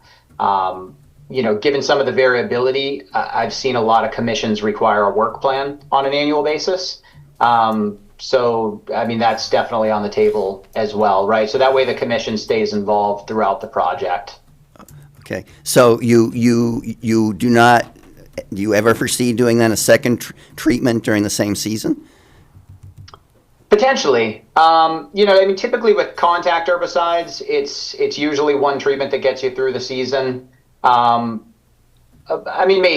Maybe. And then sonar, which again is that really expensive one that I think was the ultimate goal. It comes down to budgets for the town and things like that. That's a multiple, I wouldn't call it treatments. It's one treatment, but it's multiple applications within the same season. So generally speaking, right, a work plan would be fairly normal, so we can kind of outline the timeline for the season. And then, of course, similar to Hart Pond, we notify the commission as well. We post neon signs, those types of things. And the neon signs are required under the DEP permit that we'll get, which we'll also send you a copy of, David. So, okay, so if the resid for the sonar, if the residue testing indicates that maybe the concentrations are not high enough for a long enough duration, so you might do what you call a second application. So that would not involve though a full-blown survey like the initial survey at the beginning of the season, correct? Correct. Yeah, and I think if sonar is planned, admittedly, right, it's a very early season treatment. So it's at early onset growth. That's when these target plants are most susceptible to low concentrations of fluoridone. So generally speaking, if we do sonar, which is again the multiple application type treatment, that's usually planned the year before for a few reasons, right? So we're basing it on the prior year surveys saying, hey, this is what we experienced last year. Sonar is warranted. And that's planned the season ahead, right? And so, budgets come into play as well. So that's almost separate, right? Then you have your contact herbicides, which are more, hey, we surveyed, we found 10 acres of Eurasian milfoil and 1 acre of fanwort that will be spot treated. I don't know whether that answers your questions, David, but it's multiple different approaches with herbicides based on the type of herbicide and what we're targeting. Okay. But again, we can detail all that in an annual work plan to the commission. It's always going to be paired with surveys, interim monitoring. Okay, and a year-end report. So at the beginning of the year, you do the initial survey. You'll determine the species that you would treat that season with the contact herbicides, and then if there's something that sonar is there that sonar needs to treat, then you would plan that for the next year. Correct. Okay. That's exactly that. And that would all be detailed in the year-end report, right? So this is what we did this year. Here's the survey maps. Here's our findings. And here's our recommendations for next year. And that may be, hey, let's do another survey, see what happens. And we may need to treat. Or it may be, hey, it's time for sonar. If the town's budgets allow for sonar, then we're going to take that approach. And then, of course, we would confirm it with you. But that would all be included in the year-end report. So you typically do a report after each treatment, as well as a year-end report. Does that? Sort of. So our company does what's called field notes. So basically, anytime we're on the water for anything, whether it be a survey, a treatment, we're taking temperature, dissolved oxygen, Secchi disc, a plant inventory, general observations, some photos. So we send, like Courtney can probably share some of the field notes for Hart Pond, but we do a field note after every single visit. And then at the end of the year, we kind of compile all the data throughout the season with the maps and recommendations as our year-end report. So I wouldn't exactly call them reports throughout the season, but more of a field note update. It's more of like a memo with some photos and some basic water quality. So you don't have any issue with a condition being in the order require submission of the field notes as well as, all of the larger, more comprehensive reports, correct? No, I mean, that's pretty standard stuff. We send them to commissions all the time anyway. Just one more question, Joe. So, can you think of any, in your experience, can you think of any particular special conditions for either the herbiciding or the benthic barriers that you would typically see in orders of conditions for integrated management? No, I mean, I think that the standard ones, right, are the year-end report. That's almost always the case, especially in a multi-year order of conditions. Providing you with the Mass DEP permit that we get on an annual basis is a pretty standard condition. So those are we see in, almost every single order of conditions. Benthic mats, we don't do a ton of it. I would probably say that if I was a commissioner or if I were you, I would want to know the locations of the benthic mats before they're installed.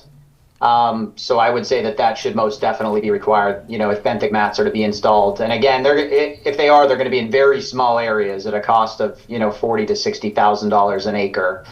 You're talking, 20 by 20 on either side of the beach or something like that, but you should know where they're going, Okay. That's all I have.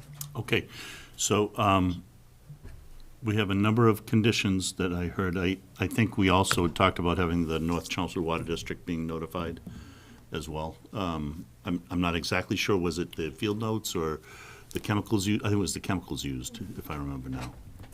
I think that's a separate process, isn't it? No.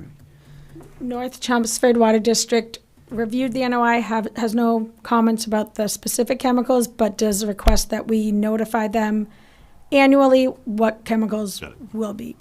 So the work order. Okay, we can certainly put that in the order of conditions that North Chelmsford Water District shall be notified. So we just heard a list of order of conditions. Yeah, I think there are a couple more that actually were in the first order of conditions, the first go around 3 years ago. So I think one is, and I'll go back and double check the details, but one is notification of the residents, a certain length of time prior to the treatment. I forget exactly what that was before, but we can go back and review that. And then the day of the treatment, or maybe the day before, posting the perimeter of the lake, notifying a notification that there will be a treatment, with such and such chemicals, and that I guess an advisement not to go in the water for a certain number of days or whatever, something like that. I believe mostly, maybe all of the chemicals we're proposing, Joe would probably know, it's 24 hours. 24 and a hours. lot of that is the contact herbicides. It's just so it's not a risk to human health. It's just so they have a chance to. I can speak to that. So yeah, and that's a condition of the DEP permit that we get on an annual basis as well, is to post signs. So those are going to be consistent with the product label restrictions. Like Courtney was kind of alluding to, everything we use has no restrictions on swimming, boating, or fishing. There might be like an irrigation restriction, right? Because these products are designed to impact the photosynthesis process in plants, but no restrictions on the product labels for swimming, boating, or fishing. We put a 1-day restriction. So let's say the treatment were today, June 10th. We would say no swimming, boating, or fishing until June 11th. The only reason for that, and it has nothing to do with the safety of the products, the only reason is because we don't want to hit anybody, right? We don't want anybody swimming, have them swim under our boat or something like that, get caught up in fishing lines because people are casting while we're trying to do our jobs, so that we can just stay focused on our jobs and keep people out of the water for that reason and that reason only. So more so just liability. Okay, operational almost, yeah, okay. And then just the other one was posting on the town's website, again, advance notice of treatment. Okay. All right. Peter, you have a question? Just a couple quick things. if I were a member of the public, that post, and forgive me, Joe, I've seen the postings at Hart Pond, but I don't remember. I'd like a little phrase, something to the effect that, EPA is determined or DEP is determined that this is fishable and swimmable, but we want you to stay out of the water for a day. I don't know how you say that succinctly, but the idea is we're not posting this because the chemicals are considered a risk to humans. So people are going to be thinking, well, what about the day after and the day after and the day after that? If there's any easy way to explain that. Let's just say. Yeah, I think we use similar language in Bill Ricca, just for that commission. I can tell you that, it does have our phone number on there and it has our email address. So that's probably the most common question is, hey, I didn't see your sign and I swam, and I just say, you're perfectly fine. The treatment's been done for 4 hours. We really just wanted you out of the water while we were there. Okay. Some lakes don't do the 1-day restriction. They choose to just follow the product label to a T. Other lakes, we get there at 8 in the morning and we only close it down until noon. So we say, hey, it's going to open at noon on such and such a date. So, I can definitely work with David or whoever on that. But standard would be 1 day. And we can put some language kind of noting that it's not required on the product label. Yeah, and I realize that's not really a Concom issue. It's more of a DPW, how to manage the public, but it's so much attention. Then just quickly, David, you could help me with this, or Courtney or Joe, or we can table this.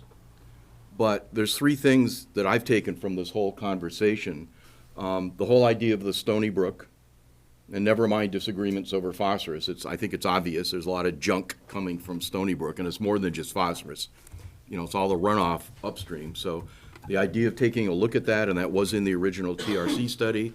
I think somewhere along the way, somebody pointed out it probably will cost some money. So maybe there's a budget issue, and maybe that Stony Brook thing is not now, but I'd love it, and I don't know if we can make that in the order, but. I think that's outside the scope. It's okay, but I'd like to somehow bookmark that. And when you study lakes, the planting along the shoreline is important. It's my personal view that planting a couple 100 feet of the conservation land isn't going to do anything to improve the lake quality, but maybe that would be a seed project, and there could be some sort of program by a lake association or somebody to encourage residents to do that planting. And then finally, again, I don't know if this is in our NOI, but there is a citizens group interested in water chestnut pull. That strikes me as something important. Maybe that's just in Courtney's plan, not our order, but I'd like to not forget about that. I'm going to let Courtney get up for a minute because I think this is to all of our benefit. If I am So, first of all, part of our plan certainly is to involve the public with water chestnut hand harvesting. Water and Wetland has experience involving public volunteers doing that work. And, off the bat, it's, I think about $2,000 a day to have Water and Wetland out there doing hand harvesting.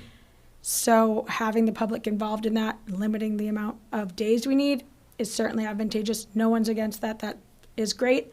Then as far as the Stony Brook diversion, that is something that was identified in the TRC report.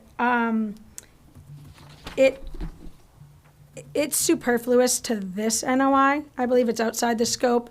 It is its own separate $100,000 plus project that would involve a feasibility study and then design. So that is something that we're hoping to get funding for down the road. And then Joe might be able to touch more on this, but he did mention earlier that at least milfoil, I believe the other invasives as well, can thrive in even low nutrient environments. And a lot of that phosphorus already is in the soil in Freeman Lake. So regardless of if we're able to do something with the Stony Brook diversion in the next few years, we still need this integrated management plan to address the problem that's currently there. Okay. Super quick. I want to thank everybody, public, consultants, this commission, Courtney, your leadership team. I'm thrilled that the town maybe spent too much time. I don't know. We can debate that, but it's a good thing to be looking at these long-term issues. And thank everybody who's contributed. Okay. I got a question. Yep, Bill. Courtney, you mentioned the gate at Wilson Street. the diversion, is that gonna be closed, and is the water gonna be lowered at the dam to, when these chemicals are applied? Because he mentioned 60 days, up to 60 days for the sonar to be effective in the water, to get the most out of it. And with the amount of water that goes in and out of that lake, is that part of this? So Joe can talk about the application that's needed. We don't have the mechanisms to control the dam like that. It's my understanding that's more of a control, like an emergency valve that's at the dam right now. No, like not at the dam, but up at Wilson Drive. At Stony Brook, we need the feasibility study to even determine who owns that exactly. And The town doesn't own that I'm gate? not sure. I know that it was being looked into, but there is some, looking at the Stony Brook diversion is definitely a separate project that we are. Yeah, but not if you're gonna apply chemicals to the lake. Maybe- If you draw it down and shut that water source off and lower the dam a little bit, so the water's not rushing out. If you're gonna use those chemicals to get the most out of them, wouldn't you wanna stop that water? Well, you wouldn't need a study, that's common sense. You shut the water off, it's feeding the lake. Well, maybe Joe can talk about if that's something And that's I common can practice. comment on that as Yeah. well, is that there really is no way to lower the water level in the lake except for the emergency valve. And the emergency valve is just that. It's an emergency valve. It's not meant to do routine or, short-term, drawdowns. It's just meant to be used for emergency purposes. Dave knows something about this. I know something about this, if you'll entertain me. Sure, okay. 30 seconds. Yeah. This is a hot topic with me because I've been going through this for about, it's been probably close to 2 years, trying to get the boards replaced at the Stony Brook diversion. Because the canal, if those boards are broken or removed, which they have rotted out, been broken, removed, kids kicked them out, if those boards are removed, you can drop that lake level a good foot. It would be that simple. Because that canal will flow right backwards out of that lake, right over those waterfalls if you remove those boards. But you were reading my mind because I was thinking, shut the water up. There's a big gate up there. It's been there for a long, long time. I don't know if it's been exercised. As far as the emergency thing in the dam, I don't really know anything about that. I don't even know what purpose that would serve. I mean, if you shut the gate and then open that, you might be able to drop it more. But just getting rid of the boards, or taking some of those boards out would make that canal flow backwards, and you would drop the level of the lake. I'm sure you must have been up there to see that. So I'm trying to get the boards fixed. so but We for need this another purpose- notice of intent to do that, Yeah, if that we- were, yeah, if that were we're- possible. We're But, drifting out of. okay, but why are we drifting apart? If we're gonna put chemicals in the lake, it costs a lot of money. You wanna get the biggest bang for the buck. Yeah, Why so- don't you stop the water? So Why isn't that Joe, part do you of want to talk to that? Yeah, I mean, I can tell you that we're looking at flow, right? I would say that most every water body we work on has flow, and a lot of them don't have any sort of ways to control flow. So with any sort of the contact herbicides, the contact time is so quick, they're in and out of the water so quick that we don't need to manipulate flow in any way, shape, or form. It really comes into play with sonar. I would say that we don't need to slow flow or stop flow in any way. We just need to dose it to compensate for the flow, which is something we do when we dose. If you can stop flow, it's great. It may save you some money, admittedly, but if you can't, we're going to dose accordingly. It's still, well in the low parts per billion. So you're still talking, very, very low concentrations here. But we would use, different formulations, right? So instead of a liquid, we would use more of a granular formulation so we can apply concentrations directly onto those target plant beds and let it dilute from there. There's Sonar 1, which is a time-released formulation, granular. It emits the product, the actual active ingredient over the course of about a month. And then there's a quicker release pellet, so still localized release, but a little bit faster.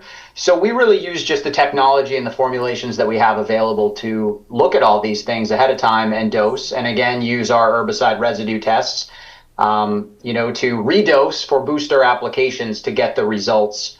And then I think the other big thing is, especially if you don't have control of flow, with the rain events we see, with climate change and things nowadays, we try to avoid those, right? So we're monitoring whether if we're going to get an inch of rain, we would just say, hey, we'll allow some loss in concentration, but we don't want to put a ton of product in there just before a 3-inch rain event.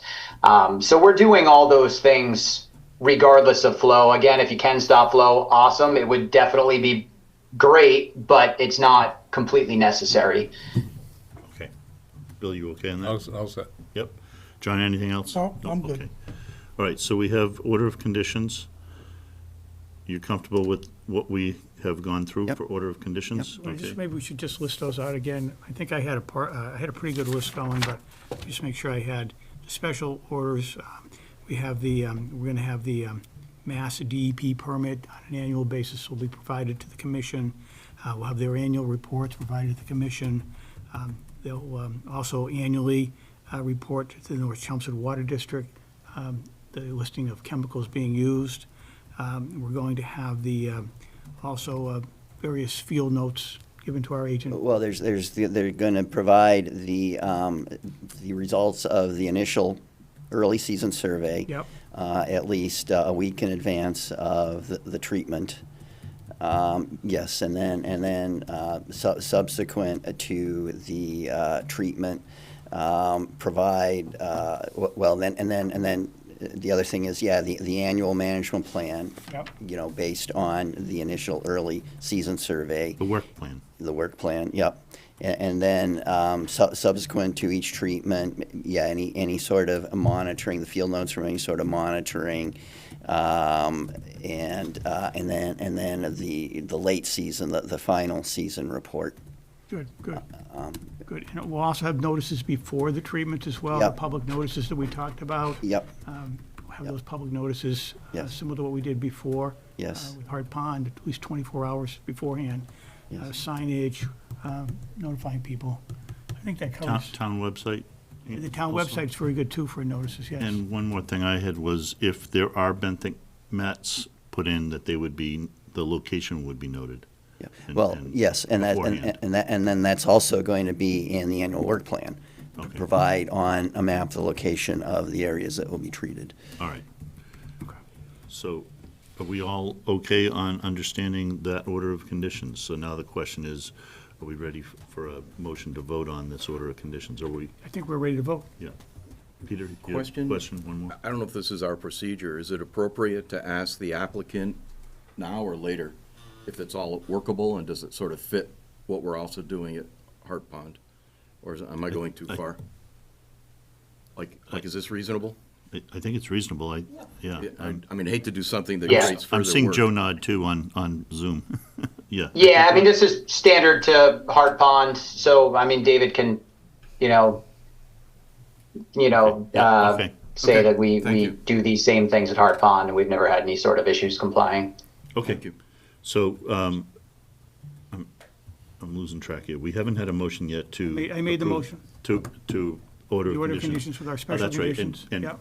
And Peter seconded it? Second? Yeah.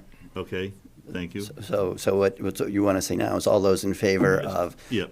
Okay. All those in favor of approving the order of conditions for this application, With the conditions as with the we've conditions discussed? as stated? Yes. Aye. Yeah. Aye. Any opposed? No, and any abstain? I said aye. No, you need to abstain. Oh, okay. Sorry. abstain, Sorry. We're gonna do I- the other I meeting. understand Yeah, that. you have to Abstain, abstain. Thank you, Yep, abstain. yep. Okay, so we have one Yes, abstain. yes, thank you. Okay, so we have 6 approve and ayes and 1 abstention. So I think we're all set then. I want to echo what I heard. I want to thank everybody, public, the DPW. I want to thank the consultants, the commission here, and David as well. I really do appreciate all the input from everyone. It's really been very helpful on all sides. It's a difficult situation, but hopefully we will have a better situation in the future. And thank you all. So we'll move on. I would ask, as you leave the room, please be quiet because we have more business to go, and often people love to talk, and we hear you out in the hall. So we're trying to also get out of here not as late as last time. So, continual business, we are still on Freeman Lake. This is an update on the Freeman Lake parcel boundary survey. Speaking of property on Freeman Lake. Yes. So, Nothing new to report, Okay. but I definitely plan to have the estimates for the placement of the granite bound markers at the Willis Drive parcel for the next meeting. Okay, all right, great. And that's June, it's just 2 weeks. June yeah. 24th, Okay, yeah. okay, all right. I'm planning to. Okay, good, very good, thank you. Now we will do an update on land management. David, I sent you a file at the last Yes, minute. so let me just do a bring quick that up. quick review through a few. I'm trying to do this every week a little bit, a 1 minute, Sure. 2 minute thing. Chris, I do have something from Crooked Spring on there that, did you say that? It's out there email? today, actually. You saw that? I saw that giant tree. There we go. There we go. So, That was I one don't- big David, tree? can you make this full screen? Is that possible? I thought this was the full screen. Is the screen share or the?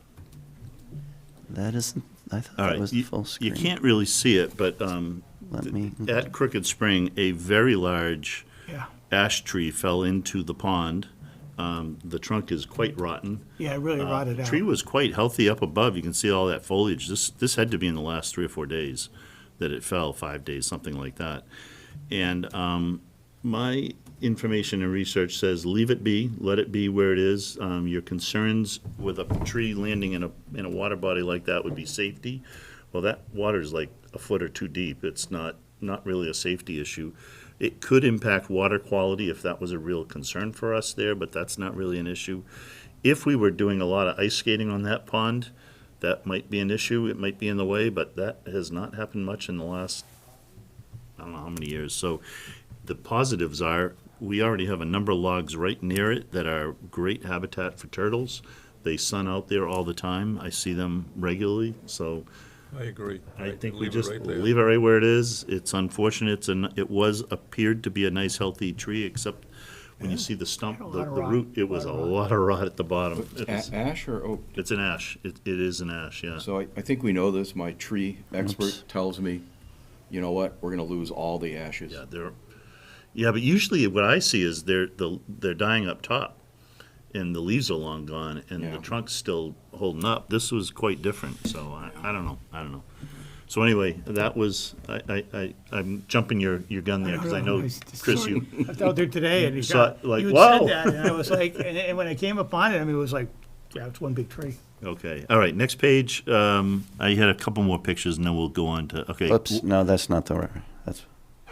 Yeah. That the next one? Yeah, Okay. Warren Pole, the trails are in good shape right now. They got cut and keep going. Another picture, yeah, the meadow view, beautiful meadow, next view. Trails, Steve cut them a couple days ago, or maybe yesterday, I don't know, looks really good. I was at the Cranberry Bog, and I didn't know what that was. I had to do an ID, sheep laurel. It's kind of a cool looking plant that's out, I think that was out by the point, but I can't remember where it was. It's kind of a cool Related to mountain laurel. yeah, it was kind of like, wow, that's pretty cool. Next picture, this was definitely out there, a lot of black huckleberry, which I was like, it's too early for blueberries, like, but they look like blueberries. They do. Turns out they're They do. black huckleberries. I didn't know that. And they're the subject of the night pollinator study that. Okay, well, they're all over out at the point. Yep, but only on the Chelmsford side, I'm told. Okay, well, That's why they they needed are. the commission's permission to do the pollinator study there. Okay, all right, I think that was They it. look like blueberries, but they don't have that crown on them. Yeah, Like a right, blueberry right, does. right, Yeah. exactly, yeah. And I guess they're tasty, too. Are they, Yeah. so they're edible? Yeah, yeah. They're oh, yeah, black. Definitely. They're black berries that look like blueberries. They'll get dark. They're getting there. Yeah, I think that was the end. Is that Yeah, that's it. okay?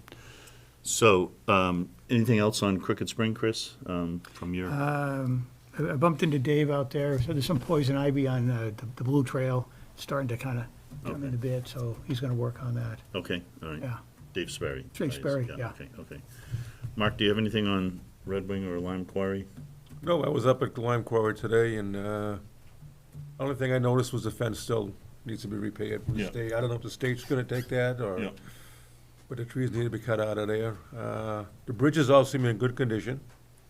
Yep. You know, it's a little slippery because of the rain. Yeah. But, no, it looked good. I didn't get a chance to go down to Red Wing this week. Yeah, I know, Bill Dowling is still chasing down the fencing, the split rail fencing. So we'll get there. We'll get there. It's gonna take a while. Bill, how's Deep Brook and Nothing new at Deep Brook, Oak Hill. you wanna go through Coolis? Yeah, coolest. We're still waiting on the Eagle Scout to install a kiosk and the 2 handicap benches. I think the rain's pretty much done a number on his schedule, so that's coming soon, I think. We staked out the 100-foot buffer from the vernal pool, the potential vernal pool, and that's going to be that demarcates the line of the split rail fence that we're going to hopefully put there. The site continues to be cut. The circle right where you pull in, that's cut regularly now. From the parking lot to the picnic table, that area is cut, and up to the trailheads. So on a regular basis, is 2 or 3 people would go out there and cut those areas. So that looks good. We still need to get rid of the shed. I think there's still some tools in that have to be removed out before that goes. Just want to let everybody know that site is open to the public. Anybody can go up there and walk the trails. It's a nice place. Anybody wants to do it, I've got someone mentioned there's a lot of bittersweet up there, and it's been cut back on a lot of the trees over the last year or so. And anybody that wants to take it upon themselves to remove any of the bittersweet, go at it. We've talked to DPW. They're going to remove the concrete pads that are there. It's kind of on their schedule. So I don't know when that's going to happen. It's a busy 2026 schedule. Maybe 2026. But there's some debris there. There's some telephone poles, a half dozen telephone poles that need to go out. And so that's on their punch list for that. I will say in a couple of weeks at the special town meeting, there's a warrant article for $33,600 of community preservation money that is needed for a site survey to meet our conservation restriction requirements. Bill, when is that coming up? The next 2 weeks at the special That's town in the meeting. special town meeting. Yeah, Good. yeah. So, It wasn't the reason for the town meeting, but it got piggybacked. Okay, good. so We'll have a couple. that's about it, I yeah. think, Carl. Good. Yeah, it looks good. There's stewards up there every day, actually, walking I the just got a trails. text a little while ago, there was some dumping on our property from a neighbor, according to the steward, so. Okay. We'll look into this. We'll look into that, but, A tree company, so okay. we'll look into it. All right. But it's a thanks. work in progress. Looks, Yep. I know we're making progress on all the requirements on the CR. David and I are working on that. And there's, as you just said, one of them is getting the boundary survey. That's one of them. And there's Right. a number of other things that we're trying to work, so. right. John, anything, Russell Mill, we talked about Russell Mill earlier, so, yeah, okay, all good. And Peter, I don't know if you know that you're assigned Thanksgiving, you haven't been here, but I do know that the Thanksgiving forest crew, the pollinator crew is making lots of progress there. They did do some, the 2 guys, Jeff and Mike, did some trail cleanup, there was some issues there. But the pollinator crew are making a lot of progress there, so there's some things going on down there. They got the fence up that got installed, so that's coming along well. And I'd like to pick up with the chat you and I started with, I think Jeff, who does the video about somehow using this as a platform to, community outreach on wildlife. Yep. I will say, Warren Pohl, we talked about Cranberry Bog, nothing really. The other thing is the Burbank, the Chelmsford Land Trust, we talked about the Burbank site, which is Riverneck Road across from the East Chelmsford Fire Station. I sent an authorization okay to the Land Trust today. This is kind of driven by what we did, this was 2 years ago, we had all this discussion, and then it just kind of died. And they said, is it okay if we're cutting the grass on your side? Because it's, the property is like one lot, except they own half it and we own the other half, and it's not exactly half, but And we had said that was okay a couple of years ago, but they didn't have it in writing. So I sent them an email and said, yes, you're authorized to cut the grass, Okay. trim cut the invasives, just don't use any herbicides without asking us and going through the right procedure. So I just want to let you guys know that. Agents report, so I don't think I have anything else on land management. Was there anything else we were gonna? No, I don't think so. not that I can think Okay. Agents report, David? So, down on Zero Littleton Road, parcel that the commission is very familiar with, there's, it looks like a camping trailer. Hard to tell for sure. It's covered, but definitely appears to be a trailer is back there. Since virtually the entire parcel is in the commission's jurisdiction, it's in the commission's jurisdiction. So I don't know that any definite decisions have to be made tonight, but the commission needs to determine how you want to deal with that. I haven't contacted the property owner yet. I will go ahead and do that and ask him to tell me what's going on, what it is, what he intends to do with it. But I think what the commission needs to think about is, do you want to? I mean, if you want him to just remove it, and if so, that probably, I would assume, will require an enforcement order. On the other hand, the enforcement order could also, if you're willing to entertain him keeping it there, we could the enforcement order could require that he file an RDA. Then with a hearing, and the commission then can make a decision whether to let it stay there, and if so, what would the conditions for allowing it to stay be? So, I don't know that it's urgent to make a decision right away what to do, but I think that's. I'm in favor of getting it out of there first, then think about what we want to grant him. Okay. That's my opinion. Well, give him a call and see what's going on. Okay. What about, I mean, I don't know that he would be willing to come in, but if he's willing to come in and speak to the commission, is that something? Sure. You'd be open to? Okay. I think so. Or Zoom. Okay. Yeah. Okay. Yeah. There's nothing to discuss. It has to come out first. Let's ask him what's going on. Yeah. Chris, do you have a thought? Well, let's see what, we'll get a little more information from our agent, and then, take it from there. Yeah. Ally, do you have any thoughts on this? No. No, okay. Okay. Yeah, let's give him one shot. Okay. Yeah, and then I'm leaning towards Mark too. I'm like, a whole lot of patience here. It's the same as the container, Yeah, yeah, so. what's in the trailer? It's almost worse, it's like. it's not- Exactly. it's He's not probably in always- some ways more concerned. Yeah, but let's If he lives in reach there, out. what's he doing with his waste? That's Yeah, one of okay. the questions. Let's reach out More and then, gallons. and then we'll see. If he says, oh, it's only gonna be there for a couple of days, they'll get rid of it by the end of the week, I guess end of story. Yeah, Exactly. And maybe that'll be the case when he hears, yeah. he's suddenly, That it's We, been, we can hope. yeah. Okay, we are at the end. Do you have anything else? No, that's it. Okay. We don't have any meeting. I know, Vivian, with a special town meeting coming up, we're gonna get a flood of meeting minutes. They'll get a couple before then. Okay, all right, great. I'll take a motion I to move adjourn. to the adjourn. meeting. All right, motion from Chris, Second. second from Bill. All in favor? Aye. Aye. Thanks. Thank you, Chelmsford Telemedia. Appreciate the support tonight. I have one more piece of